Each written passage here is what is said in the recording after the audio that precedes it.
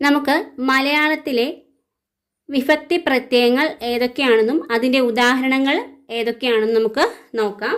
അപ്പോൾ ഈ ഒരു വിഭക്തി പ്രത്യയങ്ങൾ പഠിക്കാനായിട്ട് നമുക്കൊരു കോഡുണ്ട്. അതാണ് നിപ്രസം, ഉപ്രസം, ആ. നിപ്രസം, ഉപ്രസം, ആ എന്ന കോഡ് പഠിക്കുക. അതിനുശേഷം ഇത് താഴേക്ക് ഈ ഓരോ അക്ഷരങ്ങളും എഴുതുക. നി, പ്ര, സം, ഉ, പ്ര, സം, ആ. അപ്പൊ നമുക്കിനി നോക്കാം. നീ എന്ന് പറയുന്നത് നിർദ്ദേശിക എന്ന വിഭക്തിയെ കുറിക്കുന്നതാണ്. നിർദ്ദേശിക, നിർദ്ദേശിക എന്നതാണ് ആദ്യത്തെ വിഭക്തി പ്രത്യയം. ഇനി അതിന് പ്രത്യയങ്ങളില്ല. നിർദ്ദേശിക എന്ന വിഭക്തിക്ക് എന്തില്ല? പ്രത്യയമില്ല. അപ്പോൾ ഇത് എന്തില്ല? പ്രത്യയം ഇല്ല എന്ന് ഓർത്തു വെക്കുക. നിർദ്ദേശിക എന്ന വിഭക്തിക്ക് എന്തില്ല? പ്രത്യയമില്ല. ഇനി പ്ര എന്നത് എന്താണ്? പ്രതിഗ്രാഹിക എന്ന വിഭക്തിയാണ്. പ്രതിഗ്രാഹിക വിഭക്തിയാണ്. അതിൻ്റെ പ്രത്യയം എന്നത് എ ആണ്. എ. അവനെ, അവളെ എന്നതൊക്കെ അതിൻ്റെ ഉദാഹരണമാണ്. അവനെ, അവളെ എന്നതൊക്കെ. ഇനി സം എന്നത് സംയോജികയാണ്. സംയോജിക. ആദ്യത്തെ സം എന്നത് സംയോജികയാണ്. ഇത് ഓട് എന്നതാണ് സംയോജികയുടെ വിഭക്തി പ്രത്യയം. ഓട്. അവളോട്, അവനോട് എന്നതൊക്കെയാണ് സംയോജിക വിഭക്തി എന്ന് പറയുന്നത്. ഇനി ഉ എന്നത് ഉദ്ദേശിക വിഭക്തിയാണ്. ഉദ്ദേശിക. തെറ്റിപ്പോകരുത്. നിർദ്ദേശികയാണ് ഇത് ഉദ്ദേശിക. ഉ ഉദ്ദേശിക. ഇതിൻ്റെത് ക, ന് എന്നൊക്കെയുള്ളതാണ്.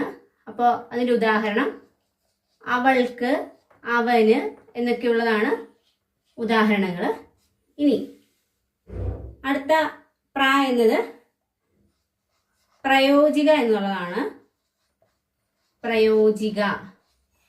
അടുത്ത വിഭക്തി പ്രയോജിക. തെറ്റിപ്പോകരുത്. ഇവിടെ സമ്മും പ്രായമൊക്കെ 2 തവണ വരുന്നുണ്ട്. അപ്പോൾ ഈ ആദ്യത്തെ പ്ര എന്തായിരുന്നു? പ്രതിഗ്രാഹികയാണ്. രണ്ടാമത്തേത് ഉപ്രസത്തിൽ വരുന്ന പ്ര പ്രയോജികയാണ്. അതിൻ്റെ പ്രത്യയം എന്നത് ആലാണ്. ആൽ. ആൽ. അതായത് അവനാൽ, അവളാൽ, ഇതൊക്കെ അതിൻ്റെ ഉദാഹരണങ്ങളാണ്. അടുത്തത് സംബന്ധികയാണ്.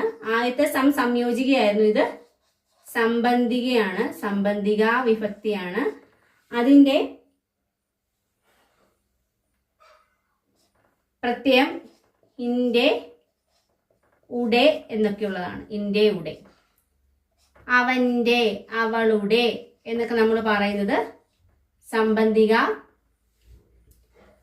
പ്രത്യയത്തിലാണ്. അടുത്തത് ആ എന്നത് ആധാരികയാണ്.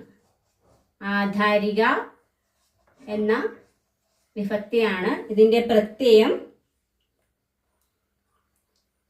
ഇൽ, കൽ എന്നുള്ളതാണ്.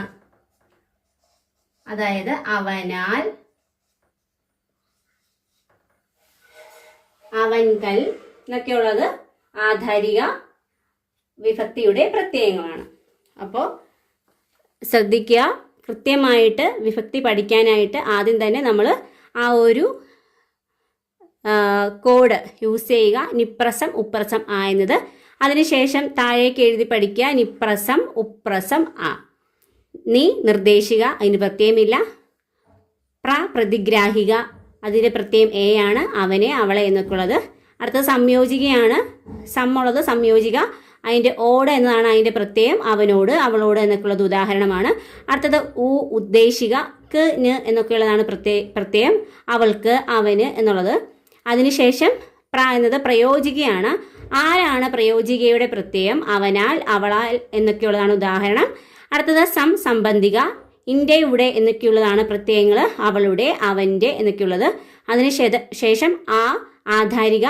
ഇൽ, കൽ എന്നുള്ളതാണ് ആധാരികയുടെ പ്രത്യയങ്ങൾ, അവനാൽ, അവളാൽ എന്നൊക്കെയുള്ളത്.